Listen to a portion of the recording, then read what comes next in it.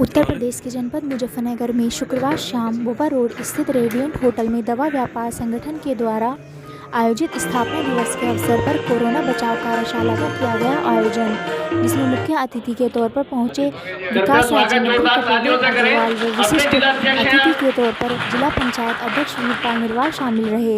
यहां कोरोना जैसी महामारी से लड़ने के लिए डॉक्टरों के साथ साथ केमिस्ट को भी अपनी जिम्मेदारी भरी ड्यूटी पर मुस्तैद रहने के लिए जागरूक किया गया। इस दौरान संगठन के विशिष्ट पदाधिकारियों को एसोसिएशन की ओर से राज्य मंत्री कपिलदेव अग्रवाल से चांदी का मुकुट पहनाकर उनका आभार व्यक्त करके उनका भव्य स्वागत किया गया।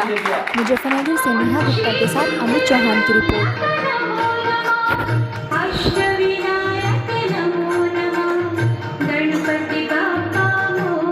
एंटीबायोटिक्स में जिथ्रोमाइसिन है, कफ सिरप है, आइवरमेक्टिन है, फेविपिराविर, एक नया साल्ट मोलनुपिराविर आया है।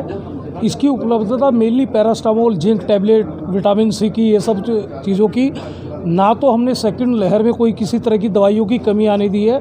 हमने शासन प्रशासन को भी पूरी तरह से आश्वस्त किया है कि दवाओं की वजह से हम किसी भी मरीज़ को मरने नहीं देंगे मुजफ्फरनगर में, और दवाओं की उपलब्धता प्रचुर मात्रा में है और उसको सप्लाई चेन को हम बिल्कुल भी टूट नहीं देंगे। जहाँ तक आपका पहला सवाल का, आपने कहा कि बदनुमा दाग, अभी अगर आपने हाईकोर्ट का एक डिसीजन पढ़ा होगा, जिस कफ सिरप को लेकर के लोग अज्ञानता में जिसको ड्रग बोलते हैं, अभी हाई कोर्ट ने भी क्लियर किया है कि वो ड्रग, जिसको ड्रग जैसे नशीली दवाई बोलते हैं, वो नशीली दवाओं की श्रेणी में नहीं आती है। वो एक सिंपल कफ सिरप है। उसको भ्रांति की वजह से लोग बदनाम करते हैं हमारे व्यापार को। हाई कोर्ट का डिसीजन आया, जिन अधिकारियों ने उस फेंसिडिल के नाम से हमारे व्यापारियों का उत्पीड़न किया है, जो कि बिल से ही लगातार बेच रहे थे, बिल से खरीद रहे थे, बिल से बेच रहे थे, जो कि ड्रग का, दवाई का काम करते हैं, उन्होंने दवाई की तरह उसको बेचा और दवाई की तरह खरीदा। वो कोई नशे का, कोई गांजे अफीम का व्यापार नहीं कर रहे थे। इसलिए हमारे दवा व्यापारी को ये कहना कि वो नशीली दवाओं का व्यापार करता है, ये गलत बात है। और इस पर हाई कोर्ट ने भी मोहर लगाई है कि फेंसिडिल कफ सिरप, जिसको कि लोग नशीली दवाई बताते थे, वो एक नशीली दवाई ना होकर के कफ सिरप है सिंपल, और उसमें कोई गलत कार्रवाई विभाग नहीं कर सकता है। ये सिर्फ उगाही का धंधा बना रखा है, और ये जो उगाही होती रही है, इसका हमारा संगठन पुरजोर विरोध करेगा और किसी भी तरह का उत्पीड़न हम अपने दवा व्यापारी का नहीं होने देंगे। मैं आप लोगों के समक्ष एक बात, मेरा नाम राजेश जुनेजा है, मैं दवा व्यापार संगठन का कोषाध्यक्ष हूँ। और सर, मैं आपसे एक निवेदन करना चाहूँगा, बाकी सारी बातें हमारे गुप्ता जी ने, बाकी सब लोगों ने की है। मैं आप लोगों को विश्वास दिलाता हूँ कि हर मरीज को कोरोना की दवाई उपलब्ध होगी, चाहे उसके पास पैसा हो या ना हो।